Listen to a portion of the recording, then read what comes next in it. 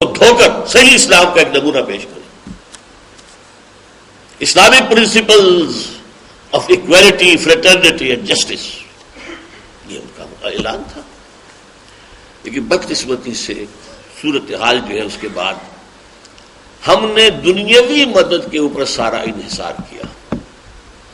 میں بھی لطیفہ سنا دوں کچھ، چونکہ اینیکڈوٹس یہاں بیان ہوئے ہیں، اور سیٹوں سیٹوں کی بات تو آئی ہے. اس سے پہلے بھی ایک شے تھی اور اس کا نام تھا میڈو. وہ پورے طور پر وجود میں نہیں آئی. پہلی اسکیم کیا تھی؟ میڈو تھی، مڈل ایسٹ ڈیفنس آرگنائزیشن. یہ 1953 کا واقعہ ہے. میں اسلامی جمعیت طلبہ کا ورکر بھی تھا اس وقت، ناظم اعلیٰ بھی تھا. خواجہ نادم الدین صاحب لاہور کے دورے پر آئے، سردار عبدالرحمن بیشتر ان کے ساتھ تھے.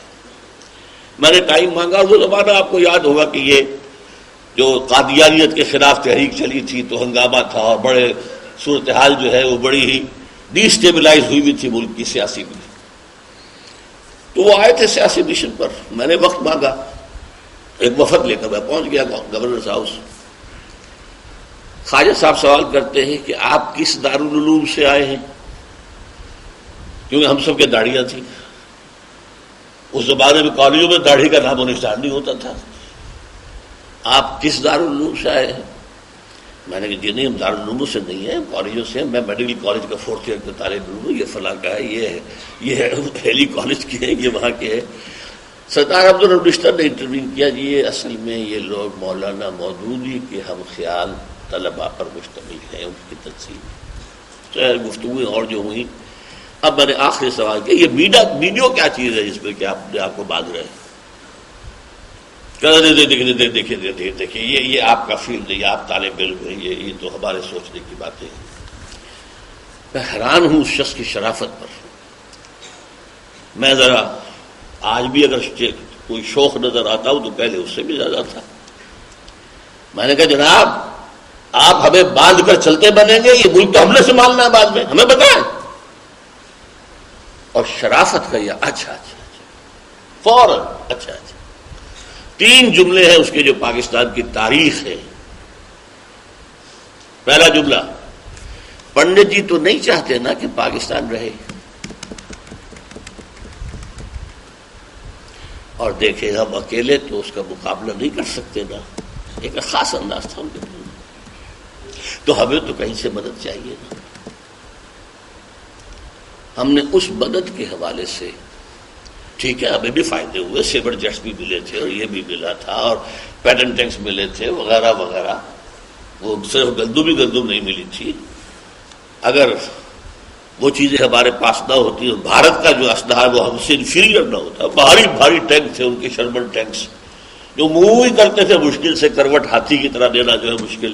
اور ہمارے پاس وہ ہلکے پیٹنٹ ٹینکس تھے امریکہ کے دیے ہوئے. سیبر جیٹ تھا ان کے پاس کہاں تھے.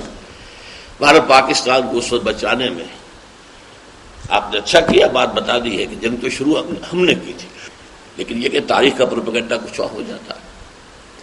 بہرحال یہ 3 جملے ہیں، اس کے اوپر پاکستان کی اس کے بعد کی پوری تاریخ ہے. اب میں چونکہ وقت وہ بہت کم ہے، اب جو صورتحال بن چکی ہے، ہم امریکہ کے گھڑے کی مچھلی بنے رہے. درمیان میں کچھ آ گیا، اس نے ہم سے نگاہ پھیر لی. بھئی یہ بھی ایک ہیومن فینومینن ہے. اس کی بھی ضرورت تھی، آپ کی بھی ضرورت تھی. میوچل ضرورتیں جب مل رہی تھی تو ٹھیک ہے، وہ دے رہا تھا، آپ لے رہے تھے. جب اس کو وہ ضرورت نہ رہی تو آخر وہ آپ کو کس وجہ سے دے. اب یہ کہ to cut a long story short, اب جو صورت 9/11 کے بعد کی دنیا کی ہے، اس وقت اگر کوئی کہے کہ پاکستان آزاد ہے تو میں اس پر شک کروں گا. آج تو ہم بالکل بک چکے ہیں. یہ ہماری سوورنٹی ہے کہ باجوڑ میں آ کر وہ ہمارے اوپر حملہ کر گئے، ہمارے آدمی مار گئے. Are we a sovereign state? اب ہماری حیثیت کیا ہے؟ در حقیقت ہم اب غلامی میں جکڑے جا چکے ہیں. اب ہماری حیثیت مرسڈریز کی ہے. ہماری فوج جو ہے بہت اعلیٰ ہے. آپ نے کہہ دیا ہے کہ پوری بالکل یہ ملک جو ہے اس کا دفاع بہت مضبوط ہے. یہ کسی ایک جملے پر کہ نیوکس ہمارے کنٹرول میں دو، وی کانٹ ٹرسٹ یو، تمہارے یہاں تو فنڈامنٹلسٹ آ رہے ہیں، چڑھے آ رہے ہیں، اور تم اپنے ہاتھ سے ابھی تک جو ہے وزیرستان کو خالی نہیں کرا سکے. You are not capable of it. اور کیا صورتحال تھی اپنے امریکہ کے اس دورے کے بعد. جو امریکہ آیا تھا ابھی، کنڈولیزا نے کیا کہا تھا بھارت میں؟ کہاں بھارت کہاں پاکستان. صورتحال صحیح ہے، آپ اسے جھٹلا تو نہیں سکتے. میں کہہ رہا تھا کنڈولیزا رائس نے پچھلی مرتبہ جب وہ آئی تھی پاکستان بھی اور بھارت بھی، تو واپس جا کر کہا تھا کہ پاکستان کے مستقبل کا فیصلہ امریکہ اور بھارت مل کر کے. یہ میں ان کی بات کر رہا ہوں، فیصلہ تو اللہ کرے گا، کسی کے باپ کے ہاتھ میں نہیں ہے کوئی فیصلہ.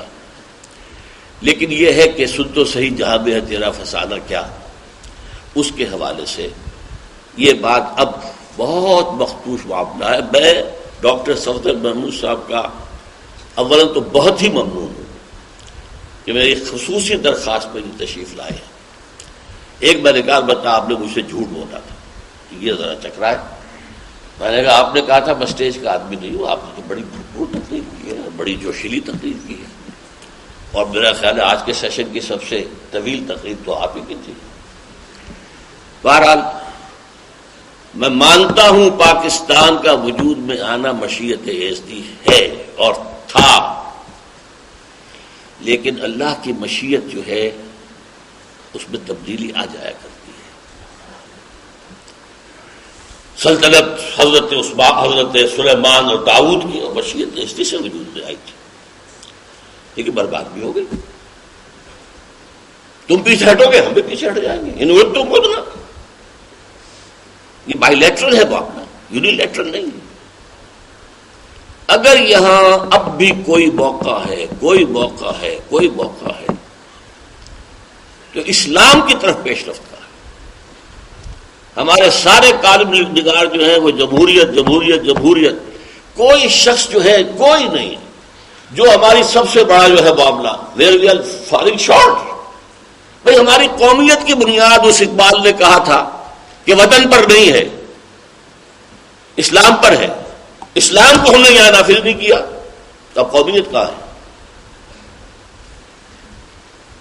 قوم ہے قرآن سے، قرآن رخصت، قوم گم. اکبر الہٰبادی کا مسئلہ ہے، قوم تو گم ہو چکی، اب قومیتیں ہیں، نیشنلٹیز ہے.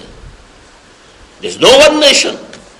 میں نے ایک تقریر میں کہا تھا، جو ارشاد قاری صاحب نے پھر مجھے کہا کہ آپ نے بڑی سخت بات کہہ دی، پاکستانی نیشنلزم کے نام سے کوئی شے نہ آج تک وجود میں آ سکی ہے، نہ قرآن نہ قیامت تک آ سکتی ہے.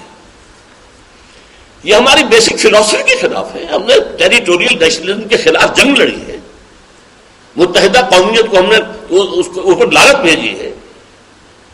تو اب جو ٹیریٹوریل نیشنلزم جو ہے وہ یہاں کیسے آ جائے گا؟ اور مسلمان کے خبیر کے ساتھ اس کی کوئی مناسبت ہی نہیں. زمین اس کے نزدیک ایسی نہیں ہے بھارت ماتا ماتا. اصل شاید تو آئیڈیالوجی ہے، اللہ اس کے رسول کا معاملہ. تو میں یہ عرض کرنے پر مجبور ہوں کہ ٹائم از رننگ فاسٹ.